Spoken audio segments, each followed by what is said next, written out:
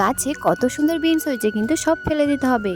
তো হ্যালো বন্ধুরা, আমি আর আমার মা একটু বিকাল টাইমের দিকে মাঠে বেরিয়েছি মাঠ থেকে কিছু সবজি নিয়ে আসতে। তোমরা কি জানো পটল চাষ কিভাবে করে? আমিও জানো, ফার্স্ট টাইম দেখলাম পটলের গাছ। পটল গাছে আবার পটলও ধরেছে, দেখো কত পটল ধরেছে। তো যাই হোক, আমি এখন বিনস তুলবো আমাদের গাছ থেকে। তোমরাই দেখো এক একটা গাছে বিনস কতটা হয়েছে, সুন্দর বিনস হয়েছে, মানে দেখে শান্তি। এত সুন্দর বিনস হয়েছে, তার পিছনে কিন্তু একটা কৃষকের প্রচুর পরিশ্রম লাগে, জানো তো। বছর তো আমাদের এক একটা গাছে খুব ভালো বিনস হয়েছে, কিন্তু বিনস গুলো ফেলে দেওয়ার কথা কেন বললাম তো শোনো। বিনস হয়েছে ঠিকই, কিন্তু বিনস এর মার্কেটে একটুও দাম নেই, জানো তো। তো সুন্দর বিনস নষ্ট করতে কার ইচ্ছা করে বল? এখনো কত জমিতে কত বিনস দেখো। দেখে আমার বাবা একটু পটল গাছে স্প্রে করছিল ঘাসের জন্য। এর আগেও আমরা অনেক বিনস বিক্রি করেছি, কিন্তু তেমন দাম পাইনি। প্রায় বলো, এত কষ্ট করে বিনস গুলো করলাম, কিন্তু এর যদি মার্কেটের দাম না থাকে কত কষ্ট লাগে। আমরা কিছু জালি রেখে বিনস তুলেছিলাম বাড়িতে খাবার জন্য। আমাদের তোলা কমপ্লিট, এখন আমরা বাড়িতে যাব। ভিডিওটা আজ এই পর্যন্ত, সবাই ভালো থাকবে, টাটা।